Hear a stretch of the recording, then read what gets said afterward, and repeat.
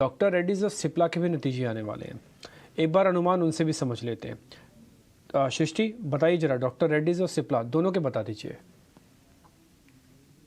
तो दोनों ही pharma company से ठीक ठाक नतीजों की उम्मीद है। दोनों में अगर कंपेयर करें तो सिप्ला के नतीजे जो हैं डॉक्टर रेड्डीज़ के मुकाबले बेहतर आने के अनुमान हैं। जहां पे अगर हम इनके यूएस बिजनेस की बात करें तो तिमाही दर तिमाही वहां पे गिरावट ज़रूर देखने को मिल सकती है।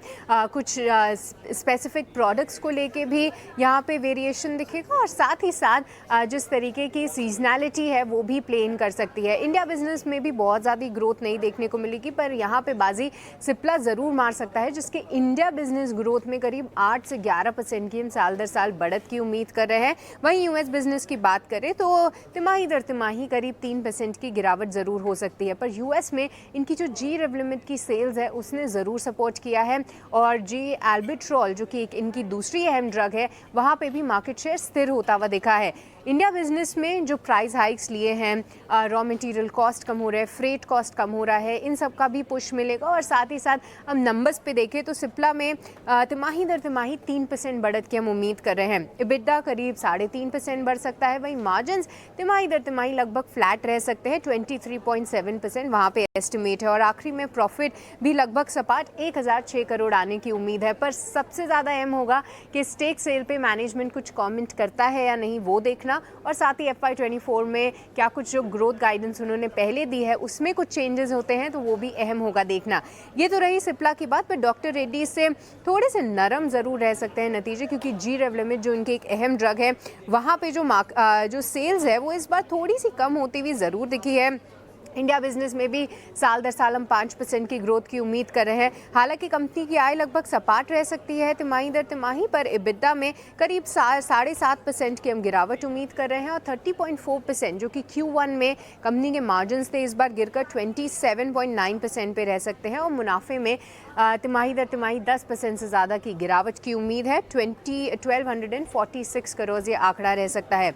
आने वाले समय में क्या कुछ लॉन्चेस होंगे उस पर मैनेजमेंट की कमेंट्री पे हमारी अहम नज़र रहेगी। तो ये थी बात दोनों ही फार्मा कंपनीज के नतीजों का अनुमान। ठीक है, तो ये नंबर्स आप अपनी स्क्रीन पर देख पा रहे होंगे। एक काम करते हैं, नंबर्स का आंकलन उसके सब चीज़ें आपने नोटिस कर ली होंगी। जरा इसके टेक्निकल चार्ट पता करवा लेते हैं। ध्वनि आप सिप्ला चेक करना, और साथ ही मिस्टर पावस्कर, नितलेश जी आप डॉक्टर रेड्डीज चेक कर लो जब तक। ध्वनि पहले आप बता दीजिए सिप्ला के बारे में, फिर डॉक्टर रेड्डीज चेक करवाते हैं पावस्कर जी से।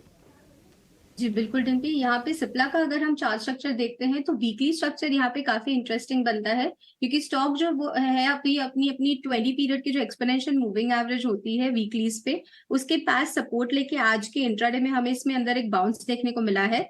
ओवरऑल यहाँ पे मेरा जो नजरिया है वो इसके अंदर बुलिश साइड का अभी फिलहाल नहीं बनता है। आपको इसके अंदर वेट करना पड़ेगा। स्टॉक यहाँ पे जो है वो यहाँ पे 1155 के लेवल्स के ऊपर जब ट्रेड करता है तो आप इसके अंदर एक बाय ट्रेड ले सकते हैं। और इसका जो टारगेट यहाँ पे बनता है तो ऊपर की तरफ आप इसके अंदर 1180 तक का एक अपमूव एक्सपेक्ट कर सकते हैं। स्टॉप लॉस को आपको जो यहाँ पे मेंटेन करना रहेगा, तो आप इसके अंदर नीचे की तरफ में 1158 का स्टॉप लॉस लेके चलिए। आपके रिकमेंडेशन। अब जरा डॉक्टर रेड्डीज चेक करवाते हैं। पावस्कर जी चेक कर लिए होंगे डॉक्टर रेड्डीज, बता दीजिए। फिर श्रीराम फाइनेंस के नंबर्स भी आ गए हैं।